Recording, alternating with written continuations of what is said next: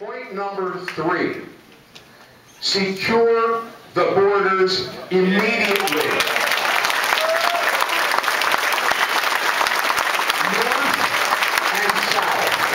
North and south. And how, why would you even argue that? How many countries on earth, whether they be one of the few democracies on earth to the dictatorships, have borders that are like sieves? Not many, but we do here in the United States of America. You don't get into the United States of America unless you have the proper documentation to get in here, whether you're visiting or you're coming to be a citizen, period, end of discussion.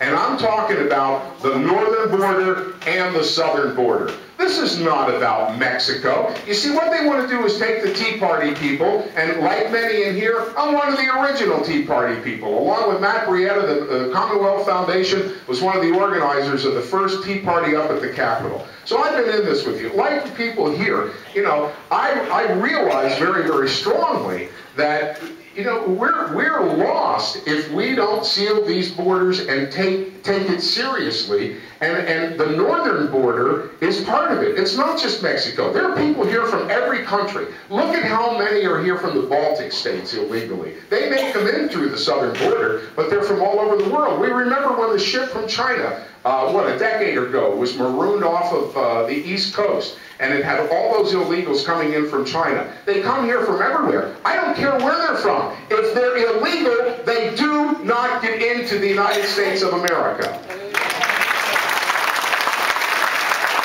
Not long ago, on our northern border, and I'm assuming it changed, but you know what happens when you assume.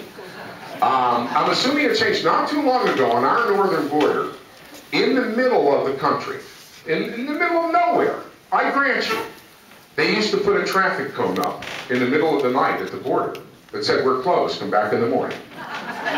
Exactly. What the heck happened to common sense? I mean, what happened to common sense?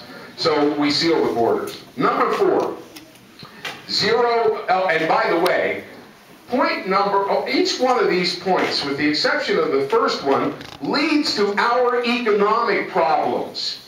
They really do. Look at the impact these illegals have on us every year. Not just health care. We can make a list, and many of us know what that list is and how they affect us every year. So that's one of the biggest parts with the illegal aliens being here. Now, point number 4. Zero-based budgeting at a federal level. Every 7 years, we do every department. Zero-based budgeting, I've been a manager for years. I work for Clear Channel Broadcasting. I'm the operations manager of the stations that I have, my AM stations in Harrisburg, and by the way, WHP in Allentown. Those of you from the Lehigh Valley, Bobby Duncan Walsh, my buddy Bobby, and I'm responsible for budgeting. Now, I got to tell you something. If I went to Clear Channel and I said, "Give me 5% more this year," they'd laugh at me. I have to justify every penny that I spend every year. I have to go through my budget and I have to calculate every full-time hour, every part-time hour, everything I'm going to spend every year. If I said, "Just give me 5% more," they'd either laugh at me or eventually throw me out. Because in the real world, it does not work that way. In the real world, in the middle of December, when you've determined you haven't spent $300,000 of your budget, and if you don't do it within the next 15 days, you might not get it next year, and you run out and spend it, that doesn't happen in the real world. I guarantee you it doesn't happen, but that's the way the government works. You know what? If by December 15th, they haven't spent that money, they don't need the damn money. We do, because it's ours. That's the nonsense that has to stop, and every penny has to be scrutinized at a federal level. Then they say to me, "Well, that won't work, RJ. During the Nixon administration, they tried zero-based budgeting and it won't work." No. It didn't work because you didn't have the right system. That's the way government is. It won't work. They always throw that nonsense at you. It won't work. Here's another one. That's chump change. That's chump change. That's just a few $1 million. Yeah, how quickly does chump change add up? The government is great at coming up with nothing but nonsense. Here's the next one.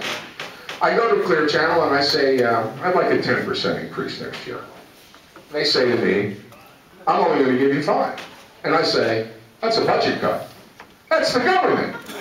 Right? No, that's what they do. They say, we want 10%. We only got 5%. That's a budget cut. No, you idiots, you got a 5% increase. You think we're freaking idiots. We're not. We know what you're doing to us. Zero-based budgeting at a federal level. Every 7 years, because it is big. There's no question about that. I realize we couldn't do it every year, because it is big. But every 7 years, we do every department on a rotating basis, no excuses. We have to literally look at every penny we spend. I have a friend who is a township commissioner up in Harrisburg, and when he became a township commissioner, a good conservative patriot, his goal was to save the township money by scrutinizing every bill that came in. Every bill. He told me that it was amazing how many bills were miscoded, how many things were overbilled, and what have you, and in the past, the rubber stamp went on it, and they paid the bill. Period. Now, that township, by the end of that first year in scrutinizing every penny, saved $398,000. Oh, no, that's chump change. Just ask anybody. That's chump change. He's very proud of that, and he should be. And they continue to work towards economizing more and more. And that is the way we need to think. Zero-based budgeting at a federal level. Number 5. And the last one. This was back in 2007. Fix health care. Keep the government out of it. Yeah. There's no question that they have to be a part of the regulation. And I want to tell you something. I'm not here with conservative Republican talking points when I say we need tort reform. That's number 1. But we also need to be able to buy a policy anywhere we can from a reliable company. Now, I don't care if it's from California or wherever. They have us buy the shorts because there's no competition there. I think the same with drugs. Why can't we buy from reliable countries if we can buy it for less? Reliable countries. I think there has to be mechanisms built in there so that we're not buying lead pills from China when we think we're getting antibiotics. Don't get me wrong. But there has to be more competition. But I tell you this. When I stood with fellow patriots at the rallies against health care, and we had a few this summer, okay? Those patriots and I both knew the healthcare system has problems.